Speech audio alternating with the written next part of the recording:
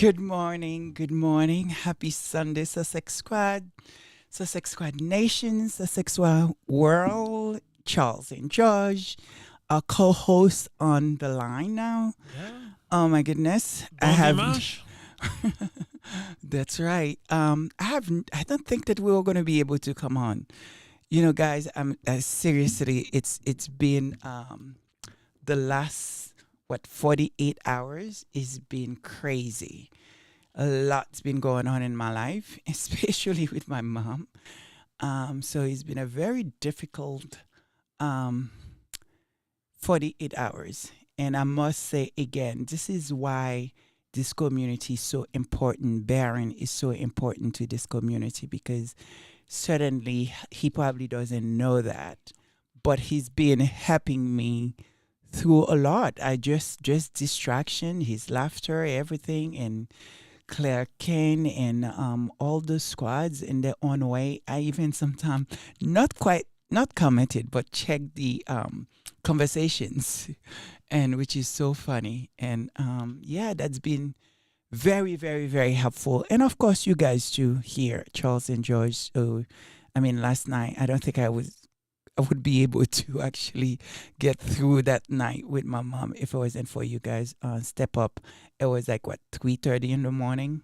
Yeah, it's been a long 48 hours. What you said. Yeah, yeah. But thank you so much, guys, for being here, and especially my co-host. How are you guys doing? Everybody's okay? Where is Megan? The proverbial question, right? It seems like she's everywhere in that red dress. It's still making a statement around the world. Obviously, they missed her so much. Yeah. Where is Megan? Megan is money. Red dress gate. Yeah. That's right. Megan is money. Megan is everything to everybody, especially with Christmas coming up, you know? Mortgage has to be paid. Christmas gift has to be given. They're looking for those bonuses for their staff. Exactly. Diamonds need to be bought.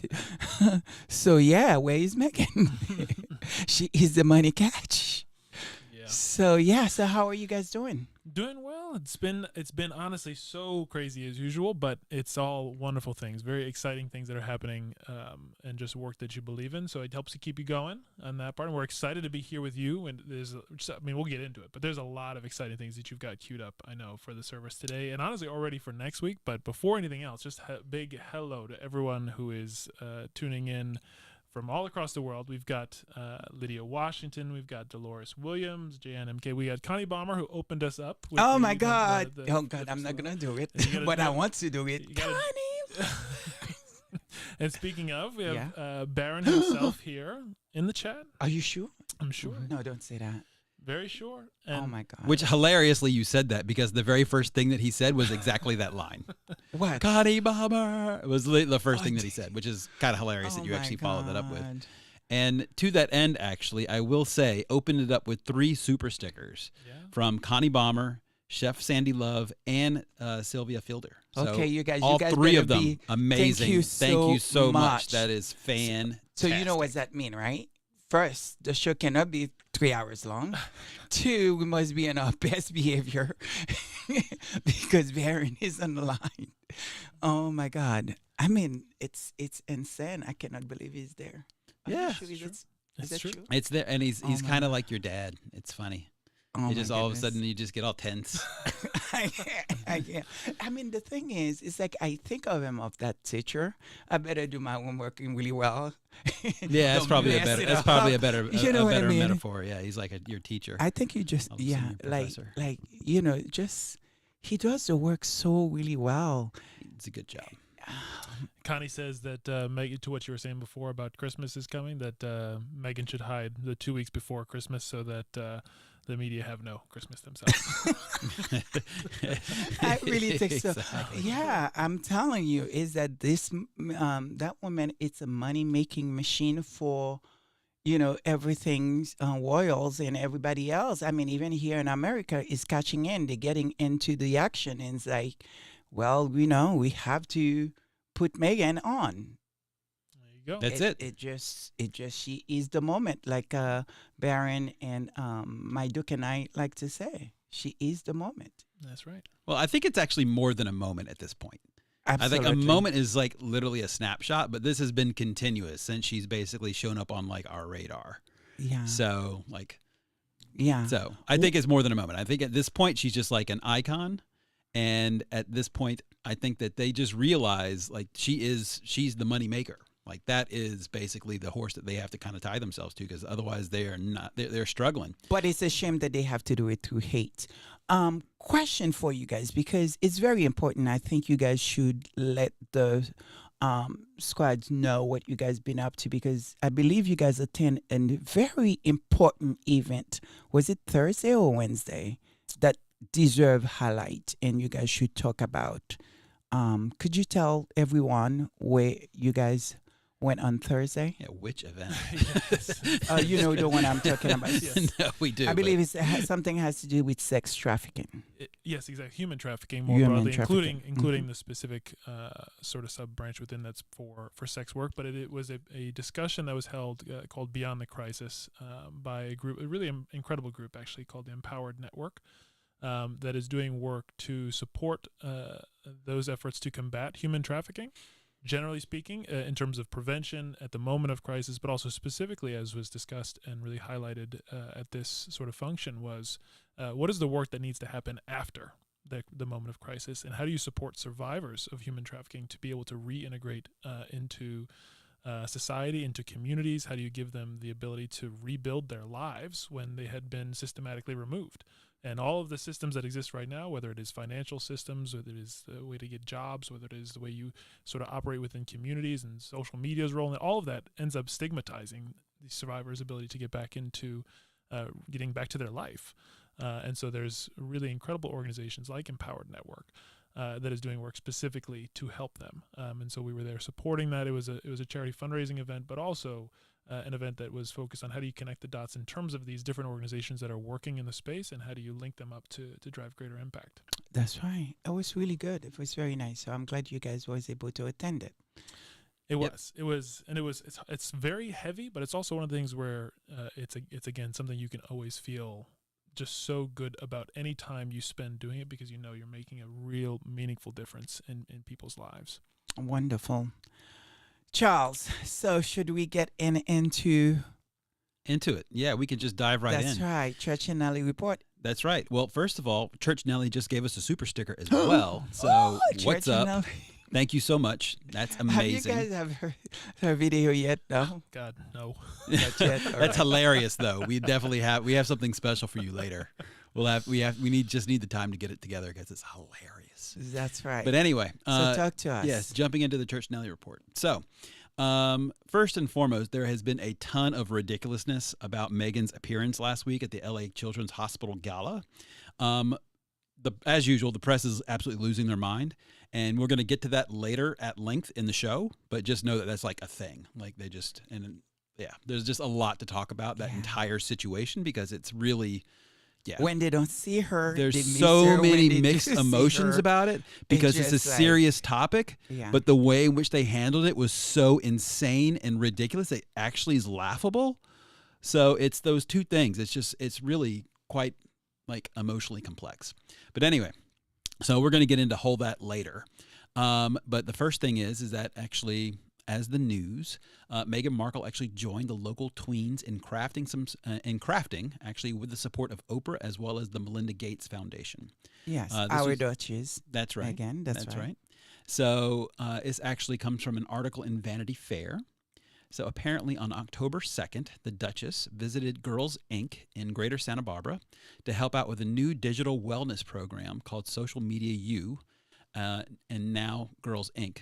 It's a national mentorship and leadership organization, and is announcing a partnership with a responsible tech advocacy group called Half the Story in order to bring the program to students nationwide. The financial support for the new effort is coming from Meghan and Prince Harry's Archewell Foundation, as well as Oprah Winfrey's charitable organization, as well as Melinda Gates' foundation as well, that's called Pivotal Ventures. So that's some pretty big heavy hitters. It's powerful. Supporting and this I think we're particular going to comment it on that later one as well too. Yeah, absolutely. But again, that just shows you like you run the circles that are being run around, right? So That's right. To celebrate the partnership, Megan was actually joined by Girls Inc.'s CEO, Stephanie J. Hull, as well as Larissa May, the founder of Half the Story, to take part by sharing their own experiences. So this is a quote. So we did an activity where we talked through a bunch of scenarios, and Megan talked about being one of the most bullied people in the world. For the last 8 years. Really, is what May actually tells Vanity Fair. And then we had a girls wave these little emoji signs and talk about how each one of these scenarios would have impacted them emotionally. So they're trying to connect with, in a very responsible way, how these girls actually may have been impacted by or actually are impacted by their stories. That's right. So I think it's just, again, another great way that they're trying to reach out and connect with younger people and let them know about kind of the dangers that exist online and then how to kind of combat that and be prepared for it. Just incredible work. So fantastic. Mm-hmm. The next, actually, on a similar vein, a little bit later on in the week, on October 10th, Prince Harry actually sat down with the author of a book called The Anxious Generation to talk about social media as well as mental health. So, again, really interesting conversation. I definitely suggest you guys go check it out. It was actually on fortune.com. You can actually go check it out. They have a well-being section. Actually, I mean, to be honest, just for those of you, I'm sure, everyone, on the chat, have seen, Baron show throughout the week. And he did an incredible job, reporting on every single one of them and did an amazing job. So I will suggest if you have not seen the shows, please go because you miss a day, you miss a lot. It's just how he brings the news to us and how he dissects it and make you think, make you realizing that you know how to view and see things. I mean, I know over here, like I like to praise this man, but it's not, and I don't know him, but I just appreciate the kind of work, the smart that he brings on reporting, on the Sussexes. It's like nothing I've seen before. Do you understand what I mean? I mean, there's incredible content creators that will do an amazing job, like Claire, like Ivy, like my Duke and I, and so there's so many others. You have Facts into Sin, which, by the way, we need to send our condolence. I forgot to tell you guys to put that on the community page that who lost her dad over the week. And I hear that from from Royal Sussex, because, you miss a day, you miss a lot. So I was listening at that moment. And I believe she, from what I understand, Baron was saying that, there was a picture of maybe her father must have been a painter, and that is on Facts and Two Cents. So my condolence to Facts and Two Cents. I mean, she's an incredible woman. I've been listening and following her throughout COVID when she used to have the show Inside with the girl that she used to have her show. Then she started having the show on her own, and she used to go, right in the Hudson Valley. So I've been a fan for a very long time, and I hope, I pray for her family and friends. Sure. So please go back to, go ahead. So exactly as Lady Sussex mentioned, Baron is fantastic for giving context around all these things. Absolutely. So it's important to kind of go grasp this concept. What I'm going to actually share with you guys right now is basically a quick synopsis of what actually was mentioned inside the article and what was mentioned in the video. So there you go. So Prince Harry basically is long known for being an outspoken advocate on mental health issues, especially around men's mental health, and is currently focused on a very tricky problem, and that is the social media and its effects on youth. In many cases, the smartphone is stealing young people's childhood, is what he said. And a video in which is basically exclusively shared by Fortune this week basically is around kind of this social media psychologist, which is now a thing, right? So not only do you have a psychologist, you have a social media psychologist, which is crazy. Well, social psychologist actually it says. So Jonathan Haidt, which is the author of this book, which is the Anxious Generation. So Haidt and the Duke of Sussex sat down for an intimate discussion about social media and the mental health aspect of it as part of Harry's Archwell Foundation's 2024 Insights session, which basically allows for public conversations, highlights of which appear in kind of the new Insight report, as well as about the impact of technology with the voices of the youth, which are really front and center. So that's kind of the context of kind of why they got in this conversation and kind of how they kind of circled it around between these books. So there's three main takeaways for this particular conversation. One is that kind of parents versus kind of the social media corporations and kind of the balancing act between who's responsible for policing this. Is it the parents' job to police it, or is it the social media's responsibility to police it? So very interesting topic here, because really what it is as far as Haidt is concerned, is that they believe actually it should be more of the social media should really be put more of the onus in terms of trying to control it, and then also more of a collective action around the parents agreeing to actually delay the purchase of smartphones for their kids, because what he's noticed is the fact that there's a lot of peer pressure. So if you basically leave your kid out and they don't have a smartphone, then they can almost be ostracized. And so it's important that actually there's collective group action given so they don't feel that same kind of pressure, because at the end of the day, there's actually a ton of research out there that's shown that social media is just terrible for kids. You know, what really incredible, I mean, on the work that Harry is doing and Meghan are doing, it's, I mean, obviously we all have been kids one, right? But we didn't have that kind of access. But with our nieces, I realized, you know, maybe a year or two ago, and we were sitting down and talking. They're like 8, 7, and the things that they knew about social media, it's like, what? Like they were telling me things that maybe I should know that I didn't know about. The kind of conversation they having with their friends, words they pick up, it was shocking to me. It was literally shocking. Yeah, no, they're completely dialed in. And then there's a reason why some of these kids sometimes they looked at you as if like, you know, you're stupid, you don't know anything, because we are treating them as kids and thinking that, you know, well, there's no way they know this. But because they, you know, they are very comfortable with me being the auntie, and they like saying things that like, you know that? How do you know that? Who tell you this? Oh, my friends. It was shocking. It's interesting too, because there's been a lot of conversation around social media specifically and access to technology. It was one of the core topics from the United Nations, the General Assembly, and the Summit for the Future, and Harry's speeches throughout that week. A lot of them were geared toward that. The one at the Clinton Global Initiative, of course, and it's interesting because there's, as Charles mentioned, there's ample evidence that speaks to the negative impacts of social media on youth as it currently exists today. And so the question then becomes, how do you reform it? How does it, what are the policies, whether it is from, you know, laws, I think is one of the things that Jonathan Haidt actually suggested in terms of it maybe need to be like driving a car or accessing firearms or whatever it may be. It needs an age limit on being able to do it.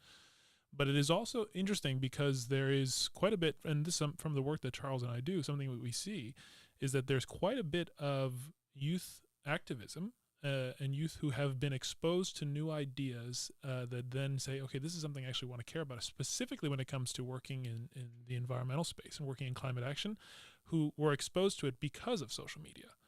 And it is something that actually went around and information that was shared and in a format that was digestible for them. So there's that sort of information streams that come through it as it exists today. There's also just the fact that the world is going to continue getting more technology. It's going to continue being more technical. So it's important to be able to actually have that capacity, have the ability to navigate. The only thing that, you know, I don't want us to make the mistake that, you know, well, we truly have to protect our children. We have to protect the kids. We have to protect the future. It is really important. But I don't want us to make, you know, sort of the mistake of not really also realizing that how much, you know, social media impact, you know, people like us, Do you understand what I mean? I mean, the whole reason why many of us, or all of us here supporting the successes, it's because of social media, what, the media and social media has been doing. You know what I mean? To a point where they almost drive this woman to not want to be around. And there's many growing folks with kids and wife that was no longer here because of social media. And I hope that we don't make the mistake where we just only speak for the kids and we end up we change things for them, but not changing things for us. Yeah, that's a good point. Speaking of, actually, Church Nelly just added, this is exactly why I'm not on social media except on YouTube. I would be on Facebook, X, Instagram, Twitter, and TikTok, death row. So it's exactly absolutely, because for a lot of people that always whenever I say that I don't involve so much as much maybe I should with social media, and people are like because you're young, there's an expectation that you should know all aspects of social media, which I don't. You know what I mean? Sometimes I lean onto you guys very heavily for many things, because you guys are the tech person, and sort of for me is that I have, because to me I'm one of those people that about things must make sense. The moment that you start talking, having conversation that I don't know where to go there. Like if it's like, for an example, I hate Megan, but okay. I got it, and people hate people, but give me a reason. The moment that you can't give me the reason, then I have no interest. So I'm not going to sit there, argue with you, you know what I mean, when you cannot even make, a point. You know what I'm saying? Just tell me, what's the problem, then we can talk about it, But it just, there's no depth in the conversation. Beside that, I hate her. Okay, you hate her clothes, okay. Big deal. How many clothes have you worn that maybe perhaps you hate yourself or somebody hate? Like where are we going with this? What's the problem? Well, do you understand what I'm saying? Well, yeah, you definitely have all of that, and then at the same time you have, like, at the end of the day, it also draws a very harsh light on why constructing effective policy is so difficult. Right. Because there's two sides to this coin. There's valid, important information that can be shared in a very viable and effective channel, but you also have that same channel being leveraged for hate and discord. So it's really difficult to get that right, but I think it's really important. But there's also other things that basically they were talking about. So let me just get back to this real quick. So there was two other things that basically wanted to talk about. So one is basically about the safety of smartphones. Was one of the big proponents, okay, well, you have to buy smartphones because it's the only way you're going to be able to track your kids and keep them safe and give them a reason to call. And his whole point was the fact that, there's things called flip phones. So you don't necessarily need a supercomputer in your pocket to be able to actually keep in touch and be able to figure out where your kids are. And the last one basically is this whole thing that he calls it a myth. And it kind of gets back to my point that social media is this lifeline that all of a sudden, like, without social media, kids would not have an outlet.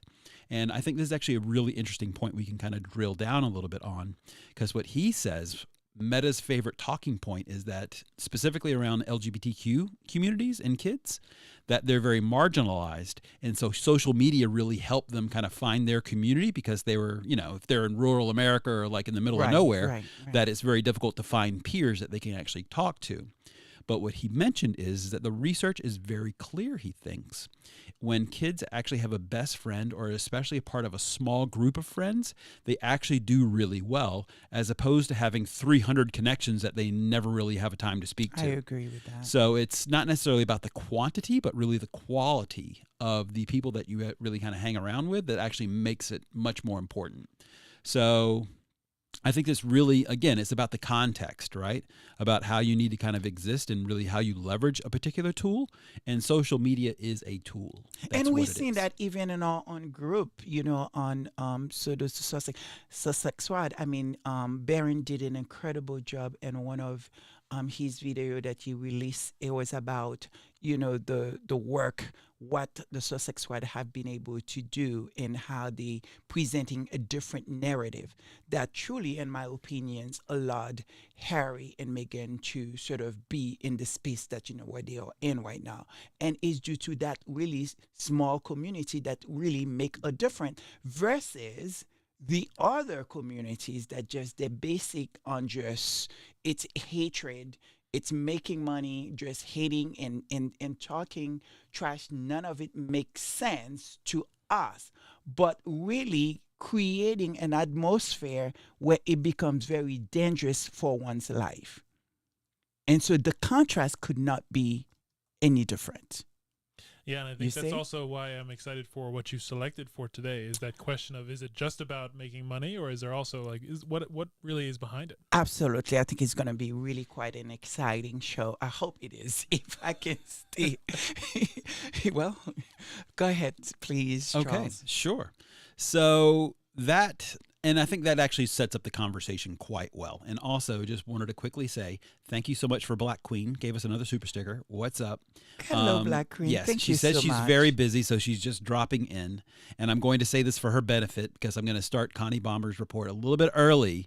She actually just mentioned in the chat as well that her daughter's going to be graduating from the particular portion of training on December 24th. Okay, we got to remember that. We got to mark that. That's right. We need a celebration. That's yes. right. So just wanted to say hello and then give that a quick shout out before you have to run. Congratulations again. So congratulations. What a proud moment for sure. you. Absolutely. And we all celebrate with you. They really Black scheduled Queen. that right up against the holiday. They sure did. I know. Talk about a Well, gift. you know, actually, it's probably good for Black Queen. So she will have only one party, Christmas party, and celebrate that. So she doesn't have to spend too much money having two parties. So it probably work.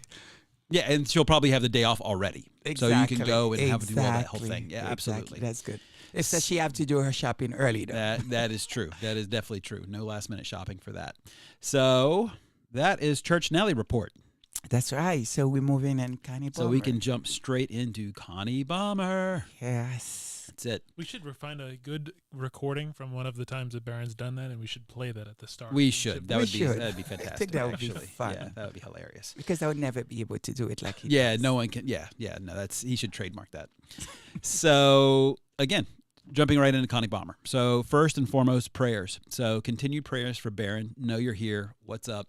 Hope you continue to feel better. Black Queen, her daughter. And taking care of taking care of yourself. Absolutely. That's right. Absolutely. Very important. Claire Kane, Dorothy Ross, Fatima, Miss Clutch Sussex, Sylvia, as well as Chef Sandy Lover. So those are all of the ones that we certainly are going to be continuing on our prayer list. Yeah, Dorothy Ross, a lot of people have been asking for her because I think they have not heard from her. And especially, I think I was listening to, Duchess of Success, in the middle of the week, and she was mentioned that she haven't heard if anyone knew, how she's doing. And so certainly we've been praying for her here. So hopefully she's doing really great and things are working out. But I know how difficult it can be when you're doing treatment, because there is the so-called, you have the week that, where you're feeling good, and there is this other part of that treatment where you don't feel good, because I've been through it with my friends and many family members. So I can tell you there is days it's just awful. You don't want to get up out of bed. So for I sure, hope she's doing really well. Absolutely. And second that. And certainly the word is out. So if you hear from her, please let everybody know. If she's listening, because she doesn't have to comment, but she's listening. Just let us know how you're doing. We are praying very hard for you. Absolutely. And I think you mentioned Church Nelly, but I think Church Nelly, you said that's right. It's coming up this coming week, right? The 19th. Tuesday. We're actually getting to that, but that is actually another big one. That's true. That's right. So we'll run through this really quickly. So Harry and Meghan's safety, first and foremost, definitely prayers for about that. Lots to actually talk about how that's actually, and later on in the show about how that all kind of relates, and maybe some of the subversive things that are being done that could perhaps compromise their safety and the safety of their children. And the children's, yes, that's Absolutely. very important. Yes. So we already mentioned Black Queen and her lovely daughter and the graduation. So yes, absolutely. Angela Simmons and help her with her vision problem. Lit for Sussex, who's actually in a car accident, and also mentioned Sherry Ware as well as Rafaela. So they were just in a car accident, I believe, last week. That's so definitely right. continued prayers for them. And then also prayers for all those folks who are suffering from all the hurricanes. Yes. Not just one, but now a second that hit Florida and all the aftermath. It's just starting, folks. And so take care of yourself. On her result. So we still have it. I'm rolling into it, folks. Okay, Don't need to all jump in. So the next one is Shirley Holland, and also for her grandchildren, grandchild Kyle, who actually is having some health issues. So certainly praying for Kyle. And then Church Nellie, as she gets her CT scan on the 19th of October, just next week, to see, just to get a checkup, see kind of where her diagnosis and where her situation is. So certainly that's super important. And then, that you're certainly, in our hearts and mind, Church Nellie, all the time. We always crack up thinking about you, like throughout the entire week. I think she's in everybody's prayer. So, For sure. Yeah, we know the prayer is going to go up and the grace is going to come down. Absolutely. Yes. And then finally, as you mentioned a little bit earlier, about Facts and 2 Cents. That's right. So obviously, we just found out this week in the middle of the week. Yeah, literally just found out about that. Baron was saying, I was thinking about her just a minute ago, and then then that news pop up. So yes, so I was actually really listening when he was talking about it. Yep. Yes. And so I think that's no new stuff is actually coming during the chat as I'm reading this, but I will certainly go back and check to make sure. But if you do have any other requests, please just throw them in chat, and then we'll be sure to announce them here. Well, actually, there's something that you're not talking about. It's about what should we be doing for the holiday season, because they're up on us. I haven't even got to that section of the show yet. With the prayer requests is what I'm talking about. Okay. All right. So I'm getting there. So the next basically is the news and support. So as Lady Sussex just set up and teed up quite nicely, we always talk about that there's these big and long-term charities that the Sussexes are very involved with and how amazing that really is. But there's also a lot of these smaller ones that they uplift throughout the year just as they show up and do good work. That's what they do. So there's actually a selection of some of the causes that they have highlighted in the past for you guys to consider when you're thinking about charitable causes for the upcoming holidays. That's right. So this is just a quick list. This is by no means comprehensive, but we thought would be really interesting because, again, they do so much. It's very easy to forget. Important. Yeah, yes. It's very easy to forget the fact that, these things actually happened and appeared when they have so many running through.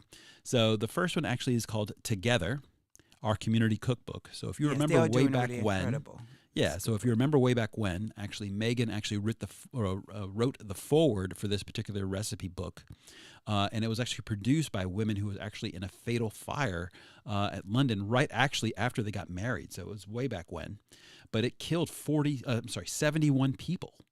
And left tons of people homeless. So it was a huge, huge, huge deal. And it was literally the first thing that she did after she got married. But again, the cookbook's doing amazing. But it's another thing just to kind of keep in mind. Yeah, because, like Baron's always say, many of the royals, the working royals and others have visited many of them for photo ops, but bring nothing.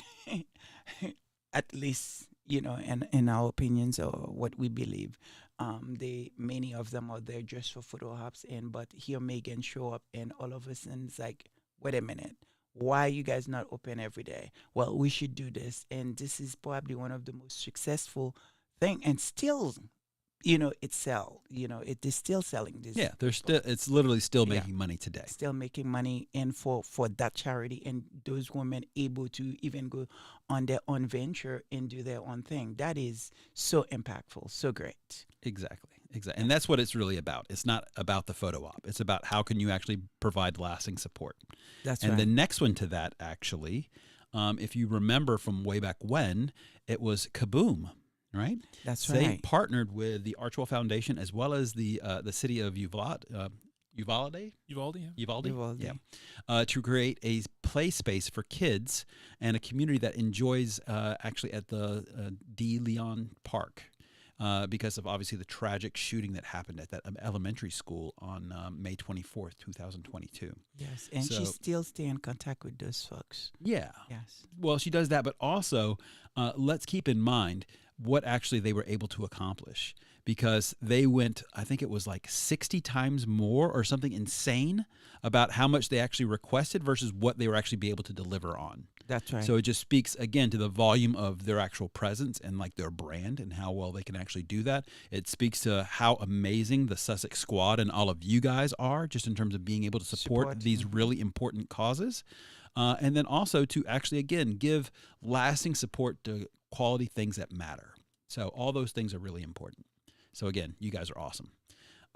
Third here is actually the Harvest Home, which is a little more recent thing that she actually did, which actually provides housing and mental well-being support and classes to expectant mothers who face challenges such as domestic violence, substance abuse, substance use, as well as homelessness. So this is something that she actually just started to support even earlier this year. So it's a much more recent one. But given the fact of where we actually were last week, actually this week on Thursday, really front and center for us, and just how important and impactful these programs really are and how needed they are. That's right. And then the last, but certainly not least, is Alliance for Moms. So what that is about is basically a foster care charity organization. And she actually joined the nonprofit's co-founders, which one of them happens to be a co-star with her on Suits, which is Abigail Spencer. Yes. Which I just thought was just Abigail, fun. Lovely. They're her best friend. Yeah. One of her best friends. Yeah. So that is fantastic. So that's basically like just a nice quick snapshot of like 4 really For great me, causes. the mental health, thing is always big, and it's one that I look forward to. And also one of the things that you guys made, I'm sure you guys know that when you support these charities, you make this donation, you're able to have it right off in your taxes. So, so remember that it's a good thing to do. So whenever you make any charity donation, you're able to have it right off, on your taxes, I believe. That's true. We should set up a charity for Church Nelly's wigs. So people can just write off. You just try to get me into trouble. Yeah, because that's okay. So, and the last thing we'll say is we ordered the Duchess of Success's book. That's right, we and did. it's actually That's coming coming on up Tuesday. Yes. So super pumped we're gonna read to it, get that. We're gonna and report then, on it. Yeah. Yeah, that's and right. check it out. Yeah. So anyway, that's my scoop. So if you have not, pick up your book. Again, the holidays here. It may be something that you guys should put in your list of having. It's her book. It's really, I think it's going to be a good reading. Yeah, and just on that idea of the charities, not all of us have the additional cash to funds, make those that's types right. of donations, but it is worth remembering that even in those circumstances, it is still helpful to it goes back to the good things about social media. You can make a difference just by helping to highlight the work that they're doing and help promote That's the right. There's place so where many. others can continue That's to right. donate as Service well. is universal, and you could choose to serve any way that you can. Like subscribe and share. Exactly. Well, Nice we literally plug. forget to ask every single time. And actually, speaking of the Services Universal and our wonderful co-hosts, just wanted to give a shout out to Beverly McCaskill for letting us know that the volume was not so great last week, and so Yes. hopefully it is louder. We're doing our best, as we mentioned. We need to change our instrument, and hopefully now that we've been, we're getting some support. Maybe it will make it easy to change this ancient. Well, maybe you could just sit closer to the mic. I am close to the mic, but there's things that we would love to do that we cannot do because our machine. Oh, look is at that. We have a slight revision. Black Queen saying, "Sorry guys, LOL. I meant that she will graduate this portion on October 24th. She'll probably graduate OCS at the end of January/February. There you go. Well, then, okay, yeah. Great. It's a little bit So better. A little bit better Now than you have December. more I was money like, to wow, that's some spend. serious. Queen. Giving her some extra training on that. That's right. Okay, beautiful. Okay, so that's it. Connie Bombers wrapped up. So we can get into the wonderful world of our show. Let's go. That's right. Where should we move next? Well, moving next is, as always, to say a deep thank you for all of the support from everyone that is behind this community and this service. Everyone today that's already been in the chat with donations. Black Queen, we have V, I believe it was as well. Let me look. We have Church Nellies, Black Queen, Sylvia Fielder, Chef Sandy Love, and Connie Balmer, all with super stickers today. Thank you all so much. Thank you. Merci beaucoup, Connie. Alors, bonjour. Comment va ton mari? Exactly. How is and well, this, speaking of your husband, thank you, Tim, also for his membership, and to all of the members that are Dis à Yves, merci beaucoup. Exactly, Yves Balmer. And really to everyone. And with that, something that was incredibly humbling for all of us here last week to see, and just something that we have tremendous gratitude for, is that at the very end of last week's service, as we were wrapping up, we had one new member, which is a very specific new member supporting the channel, and that is Baron of Royal Sussex. What's up? Thank you. Wait a minute. She's completely lost for words. I was shocked. This is the thing, guy, and this is when I started the show, and I was inspired by Tina and Michelle and Baron and many others. At no time that I thought that, we will even get where we are. Like for me, as I've always saying, we thought when I approached you guys, I said, well, if we could only have 100, but we never thought about that, anyone will care enough or want to even support us. We just wanted to make sure if it's 100 people, maybe that 100 people, we can make a difference or we can say something different. But that's what it was about for me. So now when I hear people say, you know what, we like what you do and we want to support it, I don't know what to do with it. I don't know how. I don't know. And to hear Baron, it's like, again, this is the person that, I will never forget Valentine's Day. That, I was, napping with my mom. And the next thing that I know, we were like 1,000 and he's doing countdown. I still play that moment in my mind. Yeah, it's true. You know what it meant for me personally? And every time I think about it, I get really emotional because he is such a giant in our communities. And so for him to actually think that, we're worthy to be a part of this community, to do what we do, it's just, and trust us with his own audience. That to me is like, I still don't have words. And now that he says, oh, you know what, I'll support you. Oh, God. Anyway, maybe one day I'll have the word, but right now I don't. All I can say, thank you, Baron, and I will try to do everything I can to make you proud, but yeah. Well, that's exactly it. It's like at least one of the most important thresholds of not embarrassing Baron after he helped to launch the channel in a really sensitive way. That's right. Thank you. And thank you to all of the other members yes. Other 16, which is Bryce Thompson, Lady Rose, V. Thomas, as we mentioned, Connie Balmer and Eve Balmer, Sylvia Fielder, Kay Castillo, Black Queen, Church Nelly, April Showers, Antonio TC416, otherwise known as Majesty Sussex Report, V. Brame, R.R. Carter, Marvel Walker, and Patricoa Marcel. Thank you all so much. So should we get the service starting? Because let's it's get it going. Long because it's going to be a quite interesting one. It is. And there's going to be debate about it. And I hope there are. I hope there is question that's come about it. I know I'm but excited. maybe we are late for the party. Who knows? So let's get the service started. And before we do, we'll just remind everyone that even though this is a church service, we're not here to convert anyone to change their religion, change their beliefs. We are here because of what we believe, and part of that is about asking questions to uncover the truth and to really highlight those individuals and organizations that we believe are working to make the world a better place. People like Prince Harry and Princess Meghan. And we will remind everyone that when doing that, we are not claiming to be experts, and we encourage everyone to always do additional research, get a variety of perspectives and sources to validate anything that they do take on to believe. And everything is alleged. Caveat. We are alleged. Everything basically is caveat. That's right. So here we go. And with that, we'll get the service started.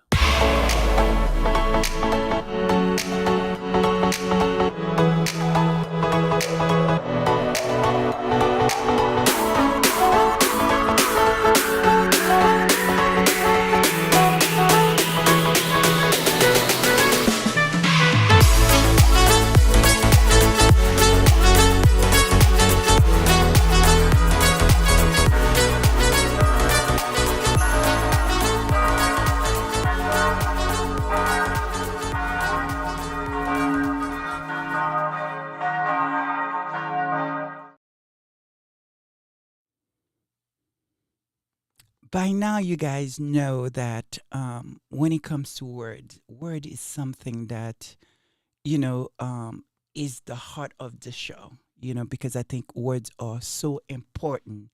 Words are objective. Words are pretty much what Powerful. powerful. And but there's something else, and I had it and I've lost it. Nice. Nice. Word for it. What the anticipation building this is up when, for. This is I've lost it It's completely okay. because I didn't write it down. But how powerful words is and how words sort of, you know, united us. Words, it's how we communicate to one another. In words, every time you say something, you attempt to say, you know, to mean there's a meaning behind everything that you know we say. You know, like we know for a politician and many of heads of state, they make speeches, and sometimes we're like, oh, it's nice, but really, it's through those speech they communicate to others, to whether it's to the people or to other world leader. You know, there's always a reason why they put certain words on in speech. And so to me is that, you know, with what's going on in our lives right now, how we see things. And to me, there's no better time to understand, to truly deep dive on those words, to actually know what they actually meant. Because there's always something behind the words. Well, I think a good thing to think about, words frame our reality. Exactly. Because at the end of the day, it's what you express, what's going on is what people are going to retain. And that's what's going to live on outside of that moment. And I think that's what's so important, is that that's truly the record of what happened. And so it's up to all of us to make sure that record is kept correct. And the word that I chose for you guys today, it is one that it scares me. Again, it's one of those words that, you know, that scares me. And for us to try to get into that word, what it meant, the historic importance of that word, it's massive. And the word is revisionist history. If you can say it for me in a much better accent. No, that was Then perfect. I No, That was you perfect. nailed it. Revisionist history. Yeah. You nailed it. That is the word. And so, Charles, how should we look at this word, the meaning of the words? Because this word went way, way, way, way back. Well, it did go way back. Absolutely. Well, the concept, I won't say the word itself in terms of how it was defined went way back, but the concept in terms of what it was actually doing and how it was actually enabled, that has a long history. And a lot of that history we're going to get into later. It'll actually be set up for another episode because I think it's just so meaty, so interesting, and then also just so important in terms of how it's actually been leveraged, that we have to really go back and actually dissect how it actually is impacting our lives today, because it does everyone. All of us, yes. Everyone. This particular concept has impacted every single person on this planet. And that's not hyperbole. That is an absolute truth. So what revisionist history is, this is actually a great article that I found from Contingent Magazine back in 2019. So what they actually say it is that when used as a criticism in everyday conversation, revisionist history refers to conscious, intentional misstatements about things in the past, whether distant or recent. It's really important. Both of those things matter. It can be used in the context of personal lives and relationships, the cause of an argument, for instance, or in political and cultural discussions. At time I was writing this, for instance, it was being used in Twitter conversations about Tom Brady, Obama's 2008 campaign strategy, about a nuclear deal in Iran. So it applies to a broad range of things that's really culturally important. And unlike someone saying it's being forgetful or it's getting confused about what happened, or they're, accuse them of practicing revisionist history is actually accusing them of being a bad actor. It's accusing them of actually being a liar and being fast and loose with the facts and also what actually happened in the past. That's right. So it's intentional. is the big thing. That's right. In most cases, accusing a historian of practicing revisionist history is accusing them of framing a historical figure, an event, or a narrative in a distorted and a dishonest way in order to advance a particular social or political agenda. Absolutely. They're And please, they're accused of minimizing or even ignoring evidence that would disprove their argument or prove the argument of those who disagree with them. Those invested in the term and its use often claim they are defending history from people who are trying to warp it or use it as a weapon. it is so powerful. I just wish that you can read it again, but I am going to move on to Josh. Josh, because I'm loving this word. It's like I think we are getting close to somewhat.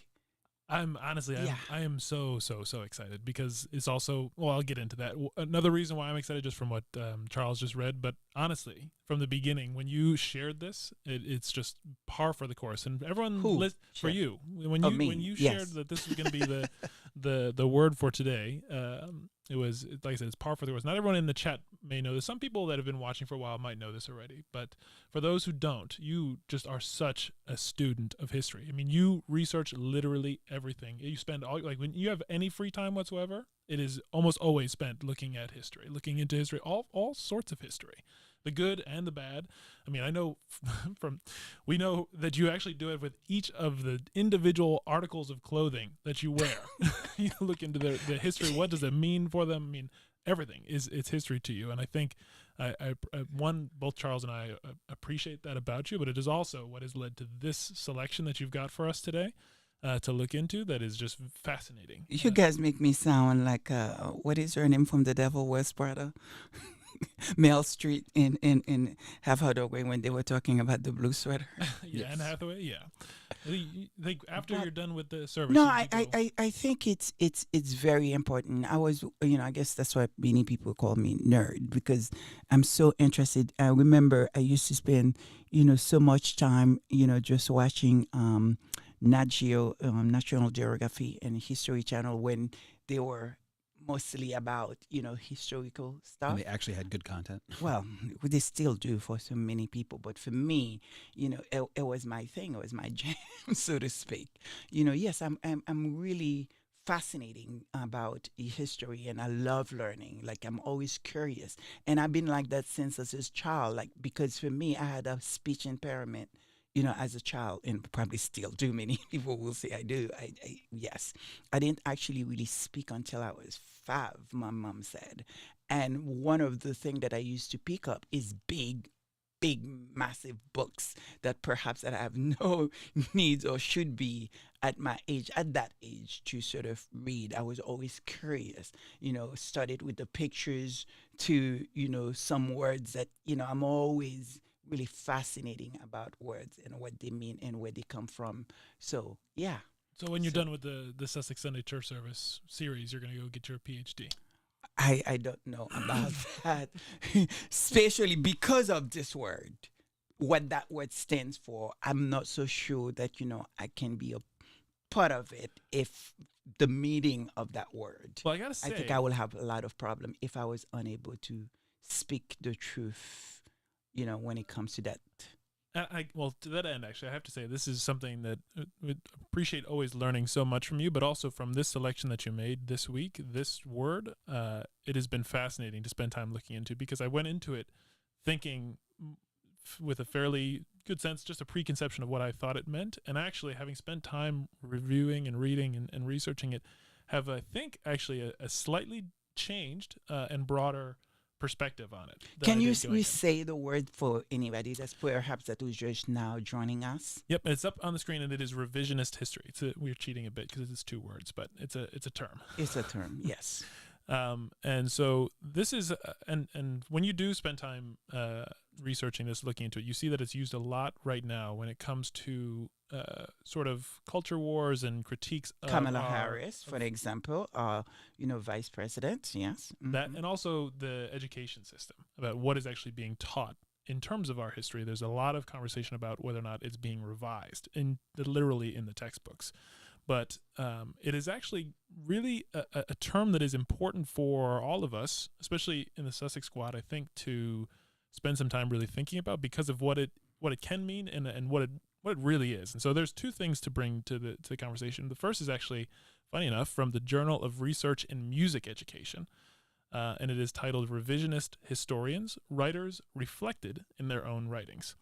It was published in 1987. And what the author writes in terms of just describing the work that she does is that historians are revisionists in that personal and cultural conditioning is automatically reflected in their interpretations. These influences, coupled with conscious efforts to re-examine material, result in revised interpretations from era to era. The fact that phenomena are interpreted differently over time is illustrated, in the example she brings, in the contrasting views of Lowell Mason during his lifetime in our own era. Now, Lowell Mason specifically as an individual, not super important to this conversation, but she gives a good, offers him as a good example of what that can look like just in that naturally occurring way. She said, in his day, Mason was criticized as an opportunist who played favorites. Today, he's criticized for plagiarizing as well as promoting ersatz pestalozzianism and colorless music, whatever that means for those of music aficionados. In the 19th century, he was praised as a teacher, a creator of quote-unquote correct music, and as an advocate of church music. In the 20th century, Mason is praised for instigating curricular school music. The nature of these views then versus now reflect the cultural conditioning and personalities of observers then versus now. When we recognize these conscious and unconscious influences upon historical writing, we become more perceptive readers and more insightful writers. And so this is getting into an idea that is just really important, is that when it comes to history, it's often taught as this sort of objective thing, but it cannot functionally be separated from those authors who actually wrote it down. And there's that famous expression, history is written by the victors. The victor. So that is certainly true. And I think this actually gets into really, it's so interesting in terms of what's happening right now with Meghan and with Harry and with Will and Kate as well. Is this next journal, which is actually from the National Endowment for Humanities. And the title is that All History is Revisionist History. It's by the co-founder of the National History Center of the American Historical Association named James M. Banner, Jr. He actually published this book called The Ever-Changing Past, Why All History is Revisionist History in the Yale University Press in 2021. And so just a short excerpt from this, because it is super interesting in terms of what you've set up for today, Lady Sussex, is that the collective noun for a group of historians is an argumentation, as a joke, and it's for a good reason.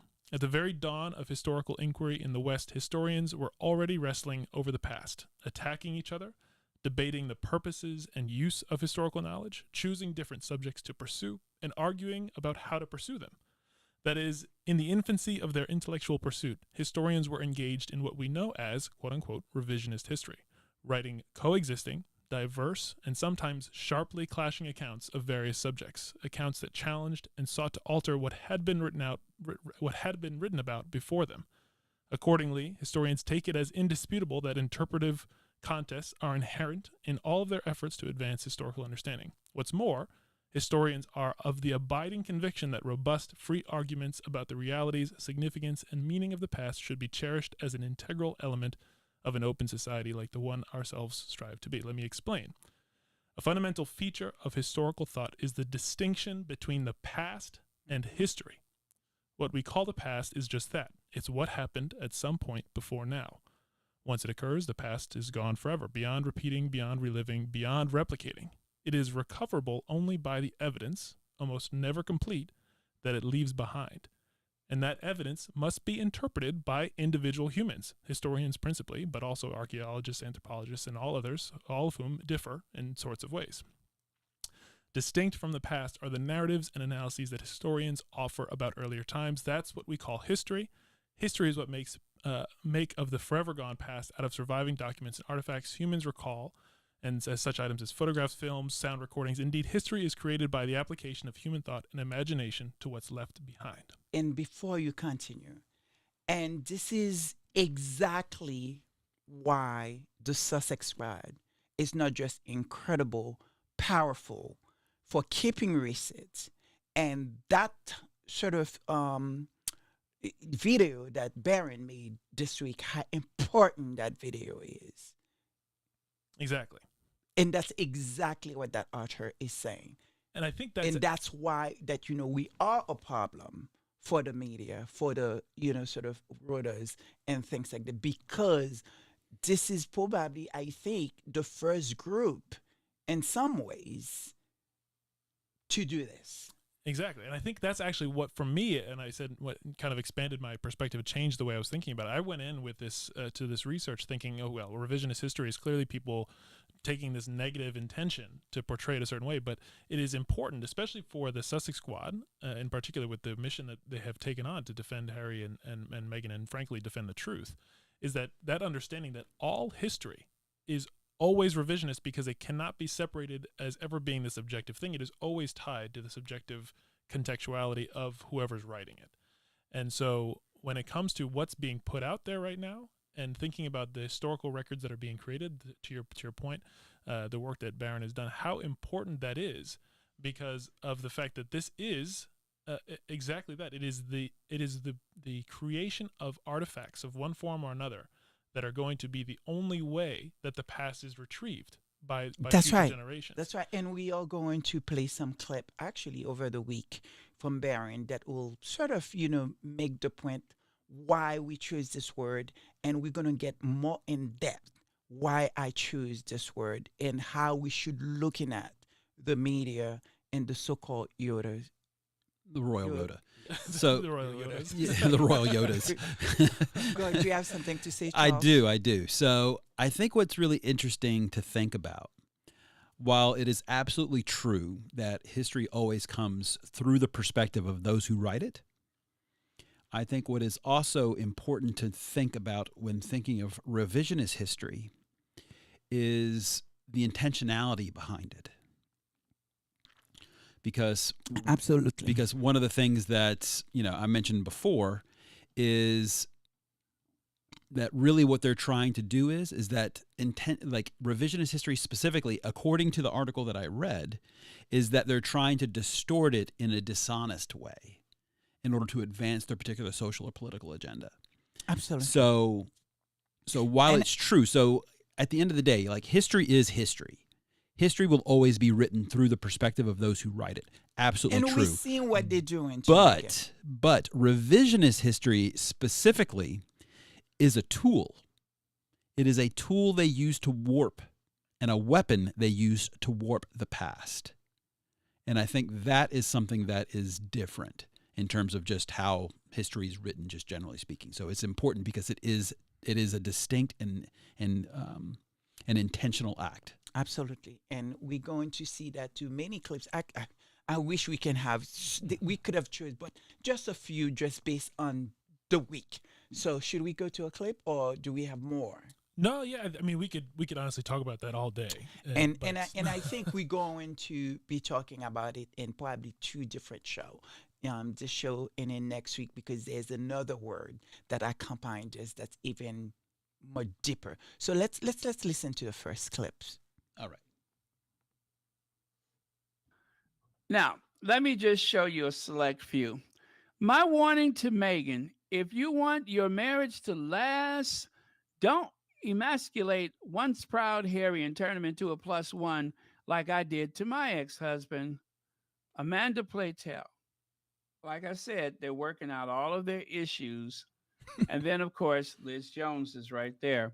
I've always backed Meghan, but the red dress pictures have led me to a startling realization, and I can no longer support her. I don't know when the hell you started supporting her. When did you support her? Because if that's support, God only knows what you're going to do now that you have withdrawn your support. Does that mean you're going to shut up and stop talking about her? And then Richard Eden. Oh, Richard Eden has been just as busy as a cat covering up poop. Let me see. Richard Eden. The humiliating details of Meghan's red carpet appearance that shows just how much she and Harry have lost. This was actually, I believe, his last desperate effort to try to make Meghan seem as though she's lost and out of touch and nobody cares. And you know what? That weekly show that they do with Becky the Blob, there's that one lady on there with the dark hair that seems like she's rather reasonable sometimes.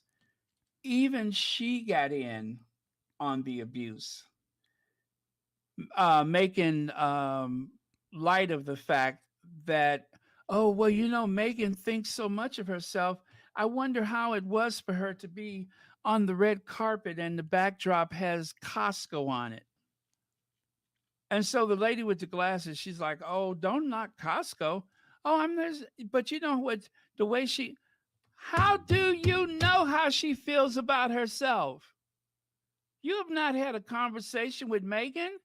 I just pointed out that Megan seems to drift to the back of most of those photos, especially when the photo involves children. She's usually in the back row. The kids are up front. And yet she's assuming that Megan thinks so much of herself. How could she stand in front of that Costco sign? And I'm just like, really? And this is what I'm saying. Right in the they are rewriting history as his history is presenting itself. But that's actually what I think. Do you understand what I mean? That's what I think is so important about this idea, this recognition that when it comes to looking at some of the work that's done right now, looking at the distant past and revisionist history, to Charles's point, there's a lot of that comes with specific intentionality to alter it for some purpose, whether good or bad, right? But the recognition that all history in the arguments of these authors is that all history is fundamentally revisionist in that it is never separated from one's sort of personal biases and the personal context and all that, and that it is important to distinguish the past from history, and that the past is only recoverable through the things that we have to access it, whether it is photographs, it is journals, if it's articles, those things. Think about do this thought exercise. If everyone suddenly had complete amnesia, everyone in the world had complete amnesia and couldn't remember anything that happened before today, and they tried to go back and piece together the truth of what's happened, what would people think of and Harry perfect and example, even that woman, as ridiculous, you're not going to support somebody because they wear a dress that you didn't like, that, as though you used to support them. And then very early on Royal Sussex show, that he proved this woman not only never supported, Meghan, but have article that is horrible about her. How is that now you are trying to make us believe somehow that you are supporting of her? It's like, again, rewriting history right in the mix of it. All of it. Well, maybe that's if the fact that they are saying that, she was shy, she was this, but we are watching this, we see how much she done interviews. We also know that, this hospital, they're making her seem as though that, she was not invited. She's sort of, I don't know what's the word that I'm looking for, but this woman was at the hospital before, sort of reading, kids, story and stuff like that. To even the whole argument that, somehow she needs Harry, that, she never left the house without Harry. We all know that is not the truth. Meghan have done so many engagement by herself. So why all of a sudden that, because she's not with Harry that moment, it's a problem? Or that, she was with Harry like a month ago in a very successful tool, to now that, where is Meghan? But yet we have a princess that went missing for about maybe over 8 months, 7 months. Nobody says absolutely nothing. Well, that's what I think is this conversation that you brought forward about history and revisionist history. It brings to mind that question of, because of how tenuous at best is the connection between facts and what some of these tabloids are reporting on as it relates to Harry and Meghan, or arguments about not supporting her because of her dress, like absolute ridiculousness. It brings to mind the question of, if they're not actually writing for the people who are paying attention today, and they are simply writing for the creation of documents and artifacts that can then be used when you're looking back at the past to write a certain history create a certain historical narrative that you want to. And they're not actually trying to change anyone's mind today. It's not about convincing people who are reading their headlines today. It could just simply be creating this plethora of artifacts that if people didn't have any other context would go and say, oh, wow, they seem like terrible people. And this is the reason why I think I wanted to do this word, because is it time right now we place the royal roaders, what is happening, we place them in understanding this is who they are, this is what they try to do, but why? That is the question, and this is what we're going to get into, because there is a reason why they are doing it. And I know before we get into that, you have this other idea of the question of what is the actual impact today. That's right. And it is another it is an important conversation, because we brought up that idea of Meghan's being joined specifically by Oprah and Melinda French Gates foundations, and what that says about sort of the backfiring of their efforts. It is back everything they have done so far, in my opinion. And again, let me say this. Those are my views. That's not even you guys' views, and this is not even the Sussex Red, views. This is my own, messed up mind. Try to understand things and try to figure it all out, because none of it makes sense to me, and try to put it in a historical context to figure out if that's what it's at play here. So for me, really right now, I just feel like, maybe perhaps we need to understand what they are doing. And last week we did the word that what was the word that risk. Risk. And the kind of risk that they are taking now today, how is it really constantly backfiring? Because we also know what they have been saying about how sort of, Oprah Winfrey just didn't want to be bothered anymore, with Meghan, and, sort of, Hollywood don't want to have anything to do with them. Very recently, they had this article, in Hollywood's, and that, sort of, and yet here we are now. Not only Oprah is now actually working with her. Two most powerful women, it's now joining force with her to do something impactful. So now where do you guys go now? Because you try to convince us, spite of otherwise, not because you hear it from Oprah, not because you know that for sure, telling us that, Oprah didn't want to be bothered with them anymore.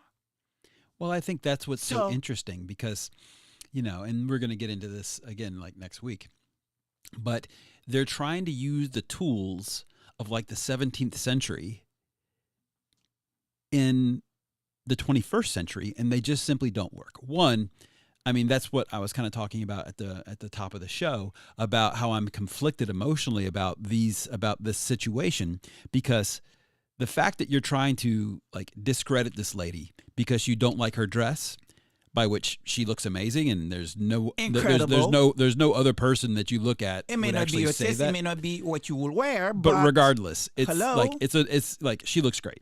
So there's no like sensible person out there who would say otherwise. But the fact they're using that to invalidate everything else just proves how stupid and ridiculous and completely factless your argument is. And so that in and of itself is just kind of funny, because this is the level they had to stoop to, because this lady has done, like, she is so positive. She has done such great work. The only thing that she's left with is basically this dress, which is crazy. But at the same point, what you also have is that, it's really serious. Like, this is a serious thing and a serious topic that needs to be addressed, which is like where the conflict comes in. The consequences of what they're doing, if that's what they are doing, and if this word is how I'm looking at the media right now, and I'm seeing them in that kind of lens, what it's actually meant. And before I get into that details, why I, in my opinion, feel like what they are trying to do, I think it's important that, either if you have some more things to say, George, and then getting into some more clips to make the point why I feel like it's so. It is, and I know that I'm excited for that portion of the conversation. But this question that you asked about if that's potentially their priority, but is it backfiring on them, as evidenced by things like Oprah and Melinda French Gates Foundations joining with Archwell Foundation in terms of this work. It goes back to, I think it was last week's word that you chose. Maybe it was 2 weeks ago. Time's kind of blurring together in terms of risk. Yes, right. In terms of the gamble that the tabloid media could potentially be playing. If you look at this sort of, you try to take a step back and you look at it objectively, to that idea of creating documents for a historical interpretation at a future date, what it might be said is that the tabloid media is risking short-term losses, risking empowering Harry and Meghan, risking elevating their profile and their stature, risking doing all of those things in the short term, in the short game. They're risking the long game to try to win the long game in terms of the creation of historical documents that can be used at a future date in terms of how history is portrayed. And so if they're playing two different games at once instead of two different end periods. That's where I'm going to get in. Thank you. Sort of, absolutely. But I think it is very important that, we looked at the ridiculousness and how, again, the Sussex squad, people like Claire, people like, Meredith and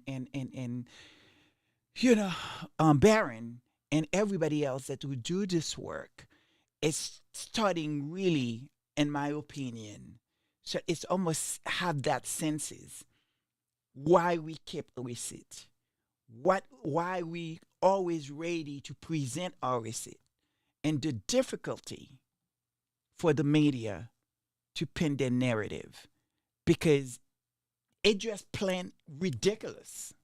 So let's hear some more clips. And I think this clip we're gonna listen, it's from which one? Meredith, right? Yep. Yes, go ahead. Where's Meghan, which is the question that presumably will be answered in the headline, is in fact answered halfway through the piece. Quote, "The question of the Duchess's whereabouts is easy to answer in technical terms. She is home with her 2 young children while her husband travels. Prince Harry has made it abundantly clear that his wife and children will not travel back to Britain for now." Why did you write this piece? And for a beautiful logical leap, the schedule has prompted speculation among royal observers that he is hankering for his royal life. What exactly gives you that impression? Was it when Harry and Meghan went on a tour of Colombia and did not bring the royal rota or the British media along with them? Is it because of all those sit-down interviews Harry did not do with outlets such as The Telegraph while he was in Britain? No, I'm sure he's really hankering for a life where his literal title was that he was the spare, where his work could not be seen as overshadowing the sovereign or the heir apparent. Sidebar, during this trip for Prince Harry, Meghan also didn't go with him to New York City, which, do you remember what happened the last time they were in New York City? The media is so weird.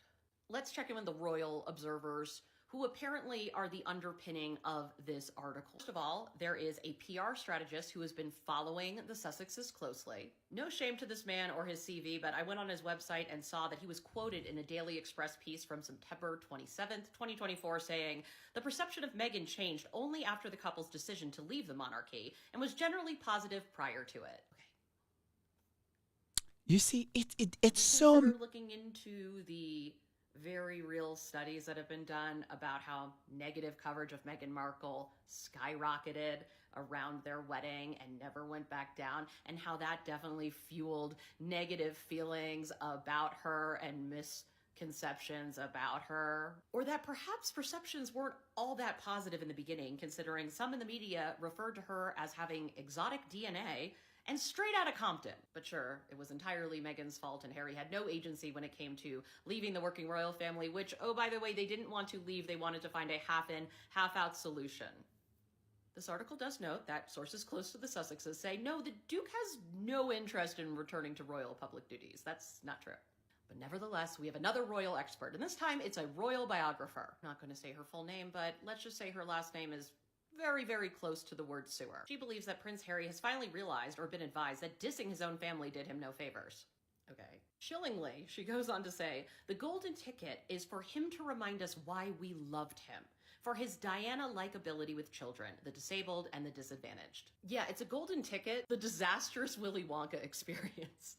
always find the most uncomfortable, predatory ways to talk about the Duke of Sussex, as if he is not the same grieving teenager who lost his mother weeks before his 13th birthday.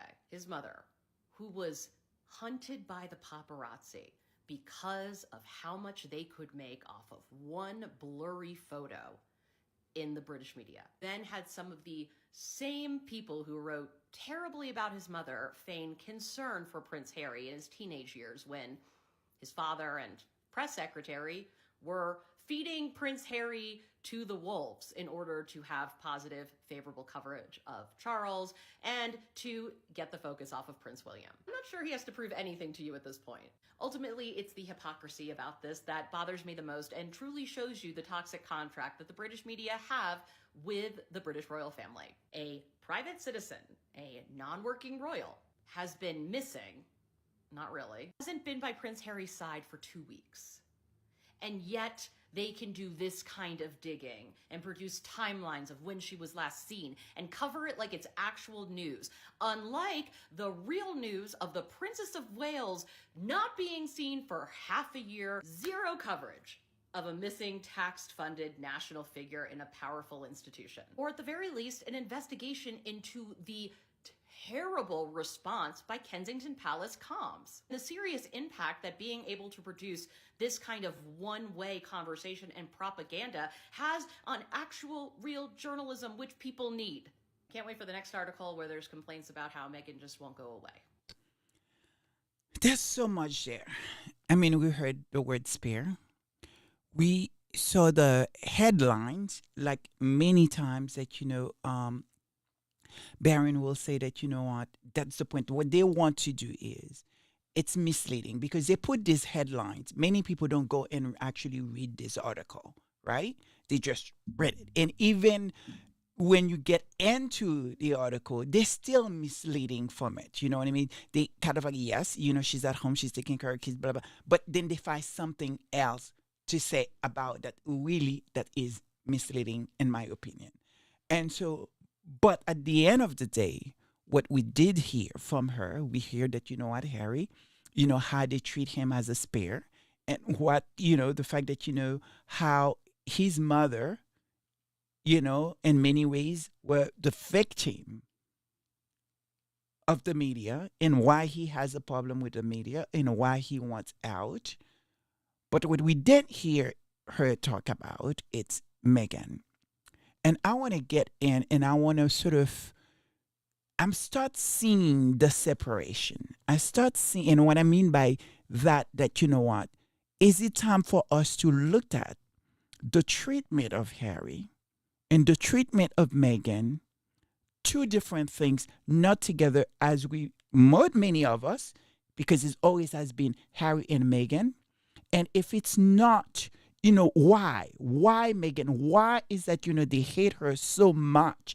For the last 8 years, this woman is being the victim of horrible things, the worst, that, in so many ways, there is, based on what's reported, a target on this woman's life. And it's a continuation for someone that was not even a head of a state, someone that has not done anything that we know that's worthy for the last 8 years to be the kind of been victimized like that by the media in a way that, nobody can really understand. So I want to understand why.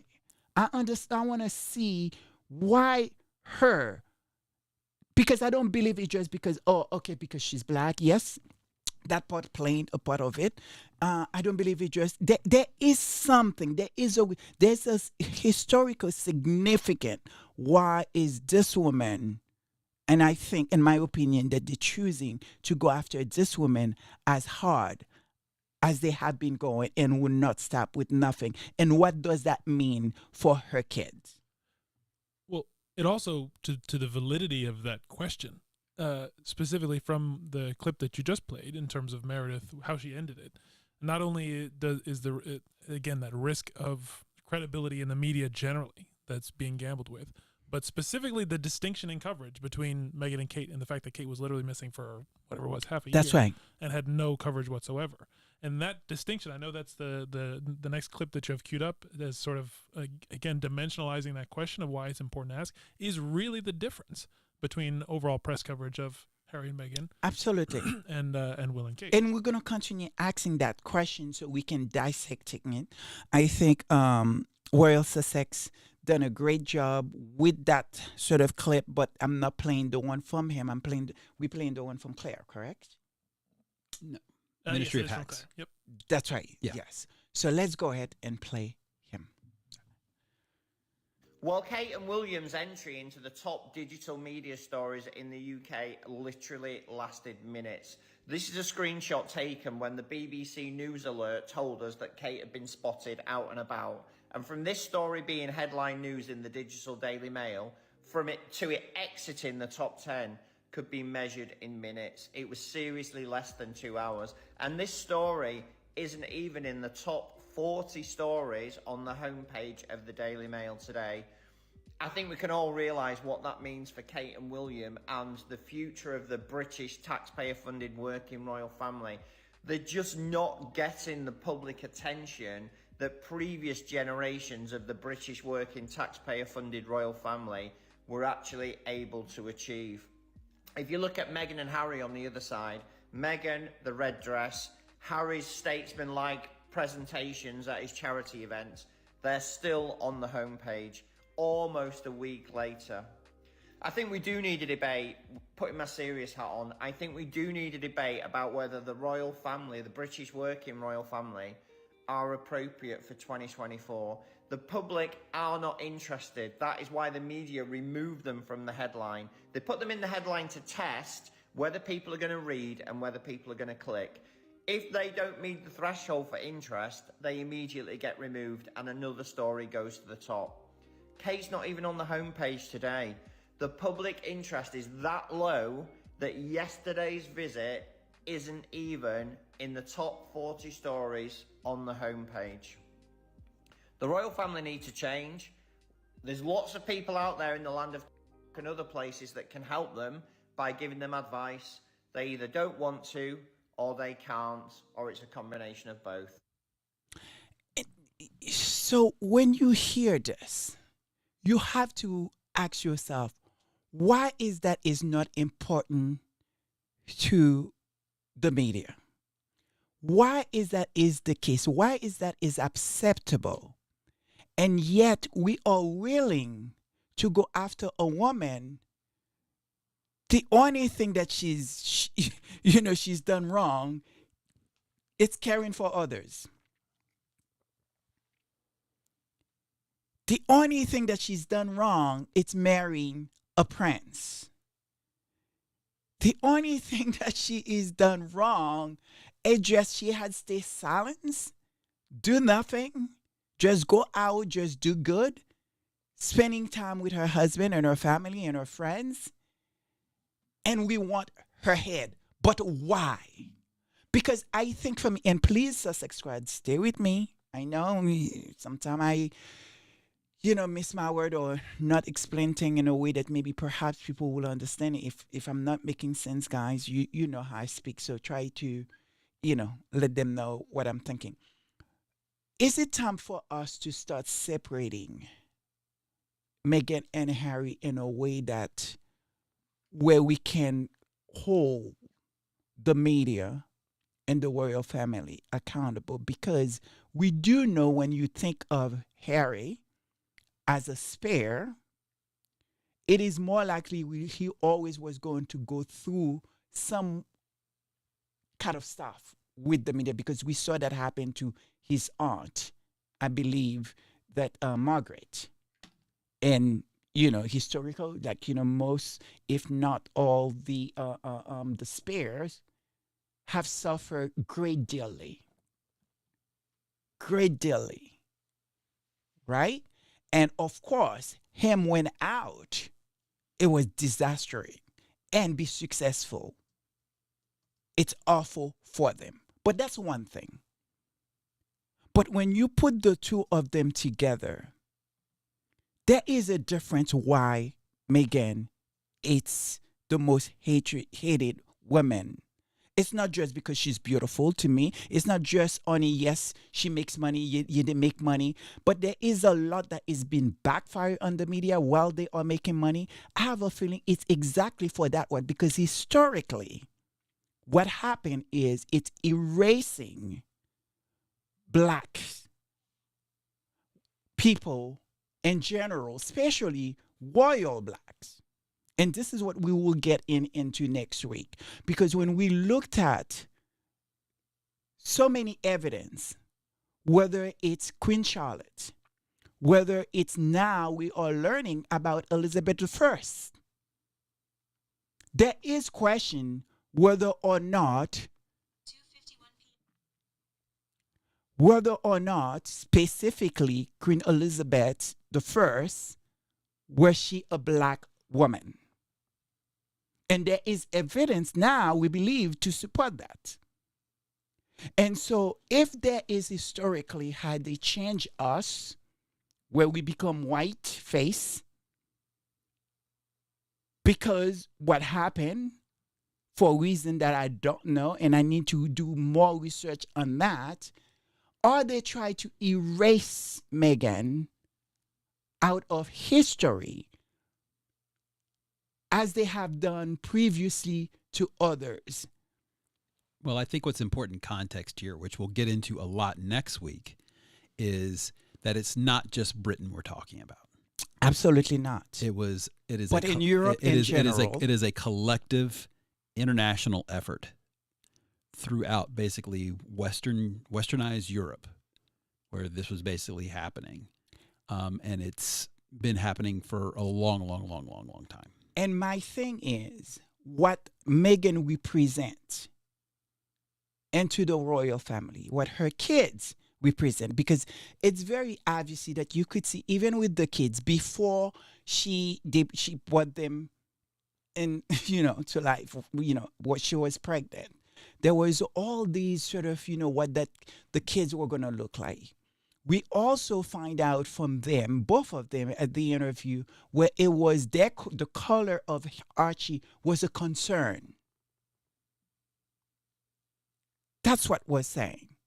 We also heard that, there's many conversation that the fact that they didn't even want the wedding to go through. But why? Because as far as I'm concerned is, Meghan will be the ideal, and she fit them all.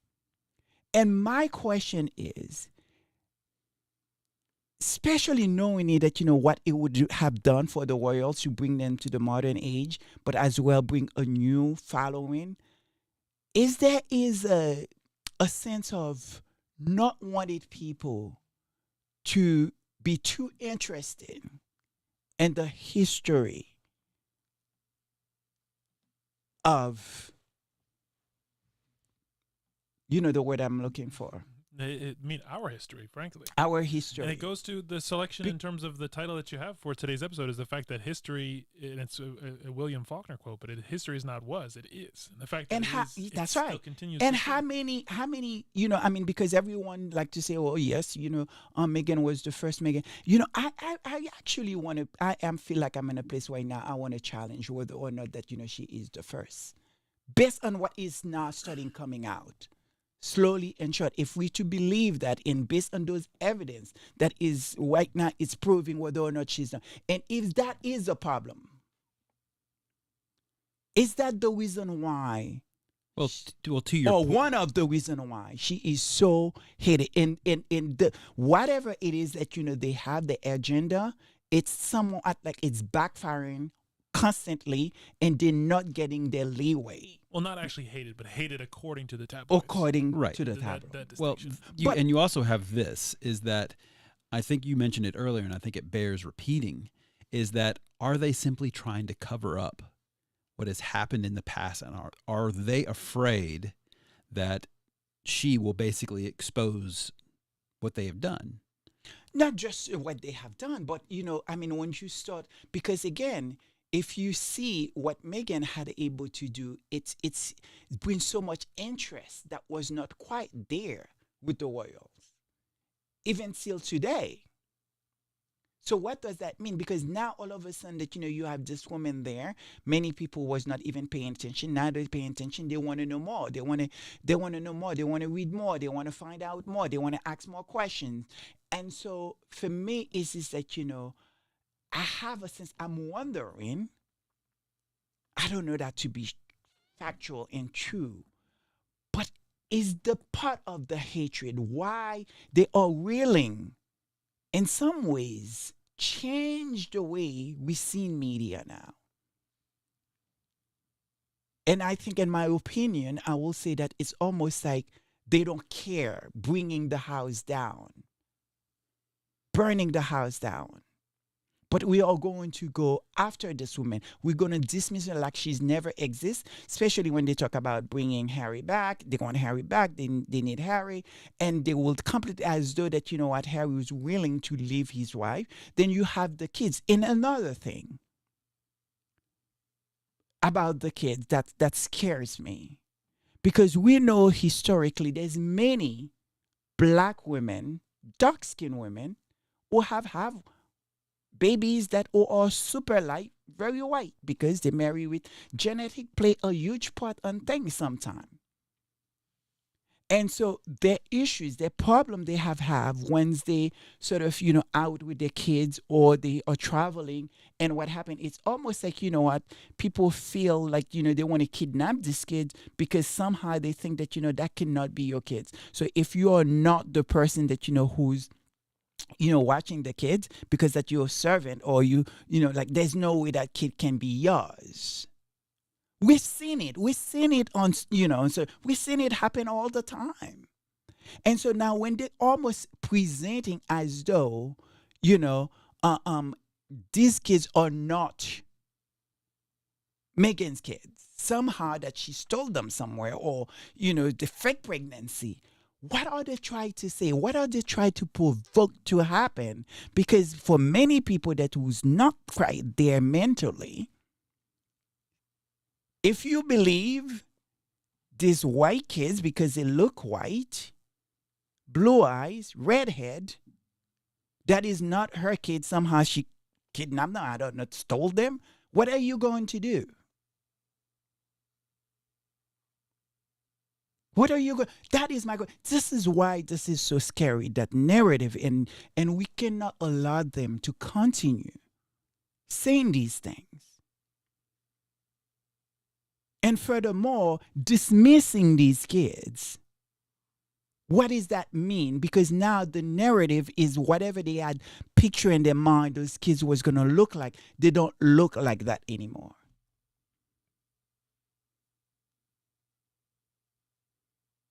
So how should we really looking at when we think of what Harry and Meghan are going to, the vulgarity, everything that is happening, how do we separate it so we can better understanding what more is at play here? How should we look at it historically, what Meghan actually presenting to the world? And now we can even go back to what Jeremy said.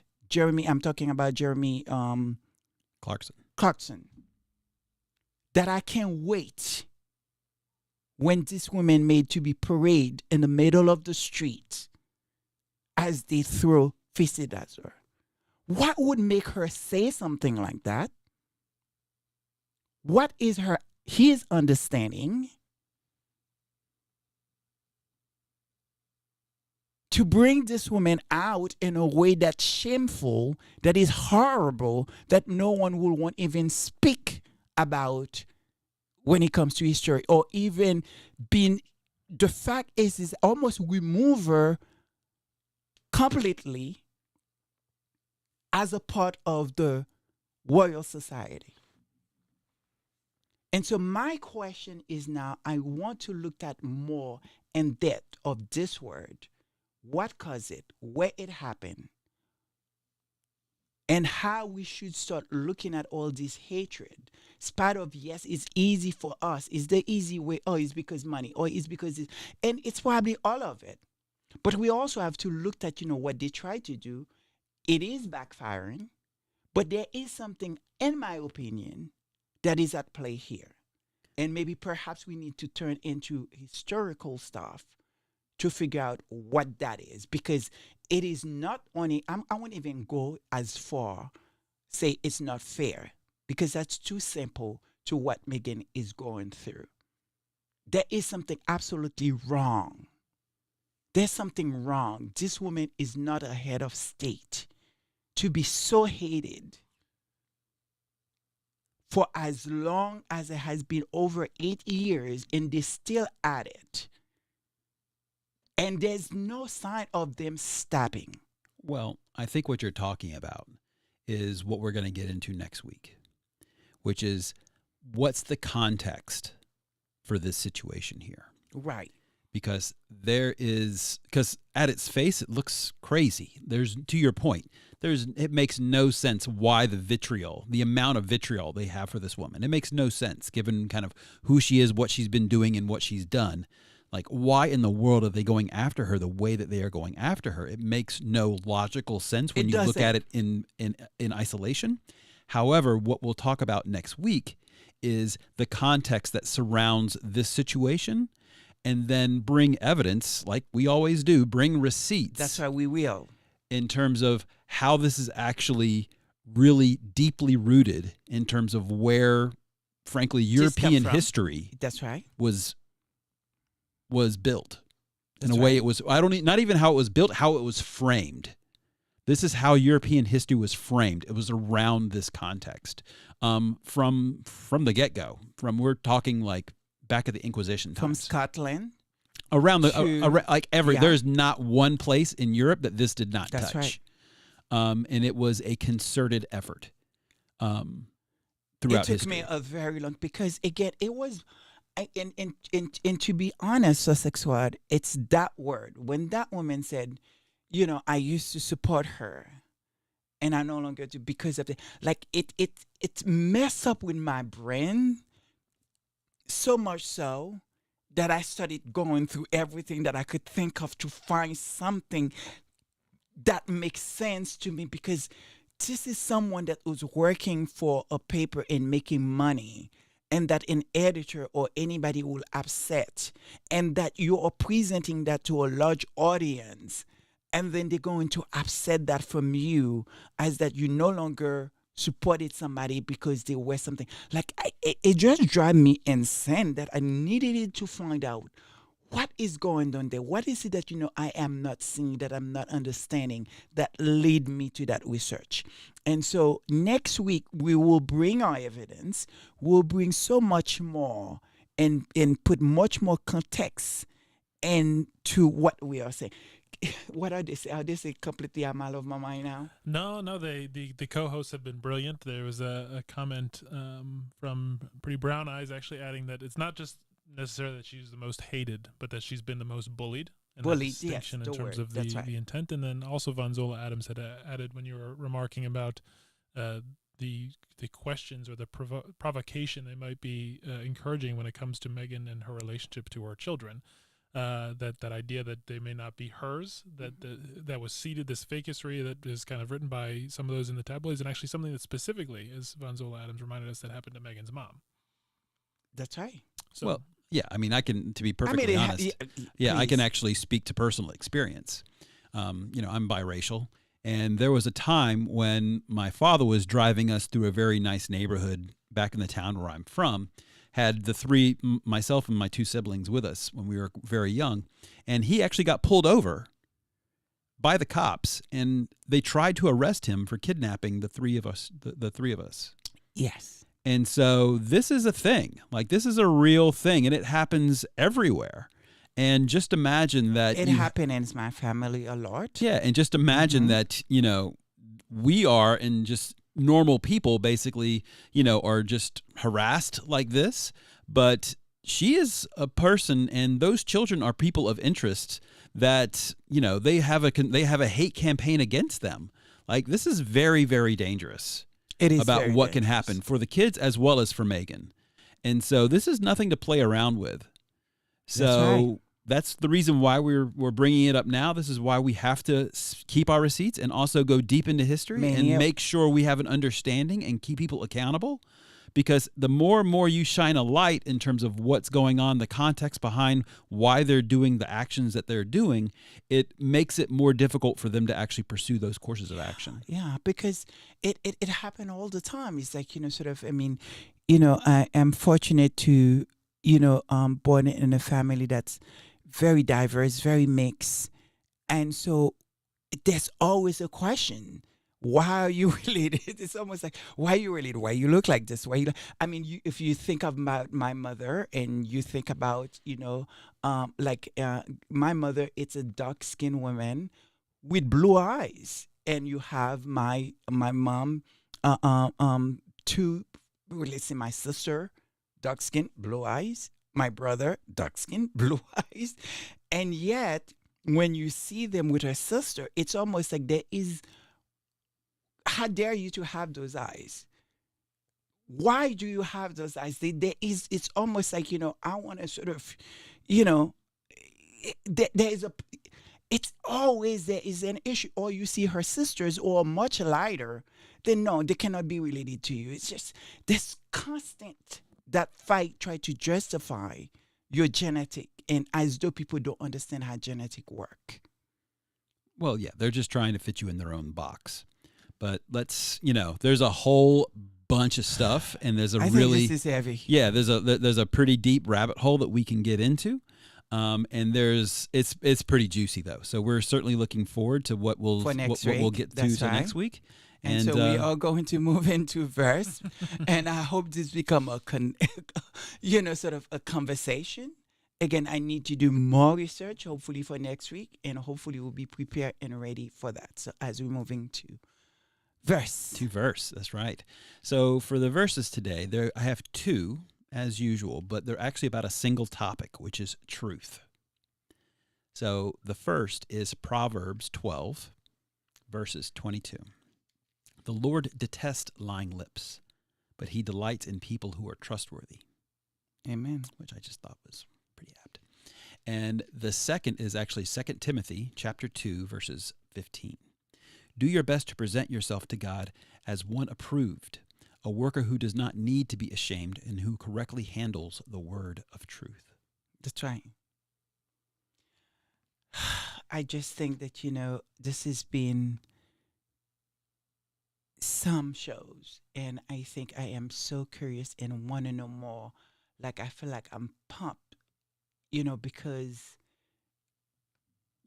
at least in my head, certain things started making sense. Why? And I want to be able to look, what we're doing here differently. And it's almost like I am always praising the Sussex squad, people like Baron, that will connect receipts and always ready to bring the receipts, and always like, yeah, great. But for the first time, I started understanding the significance of it, what it means for our history.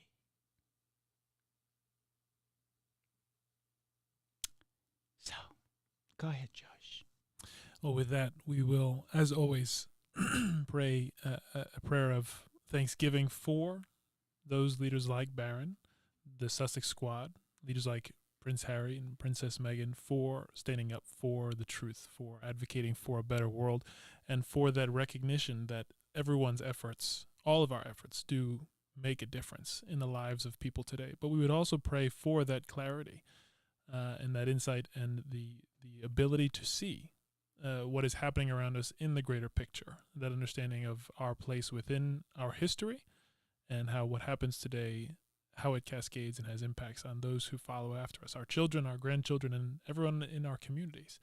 And pray for that clarity and that wisdom to know what's happening and to know what is the best way to actually move forward to create a better future.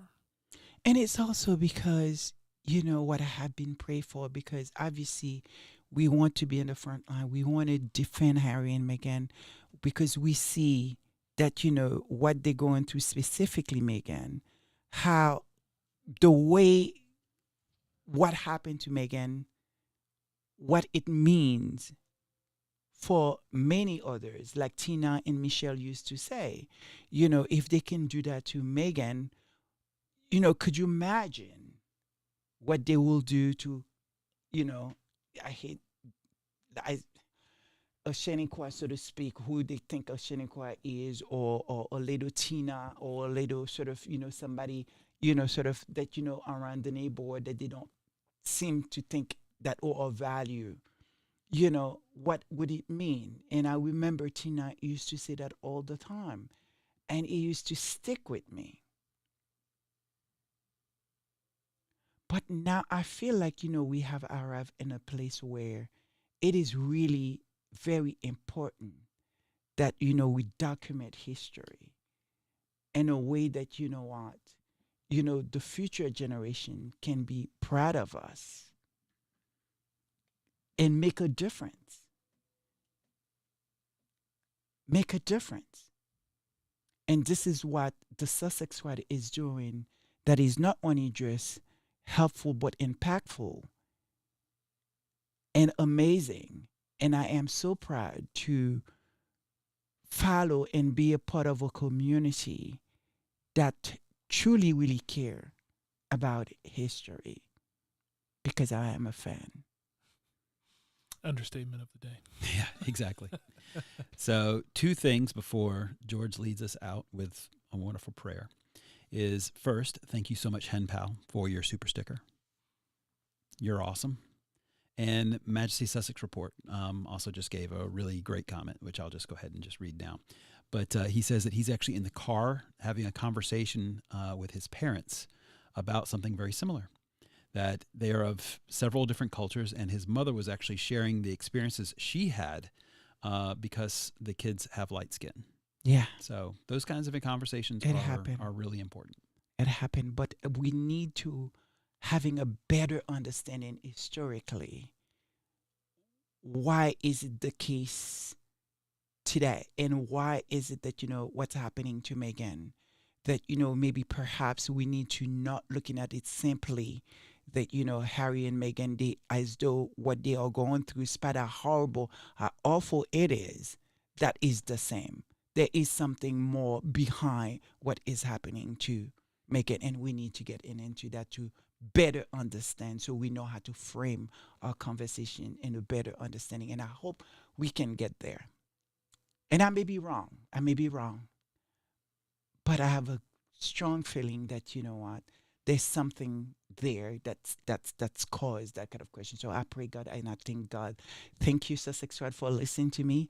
Thank you again, Baron, for allowed me to have, really what I feel like a voice to a bigger a platform.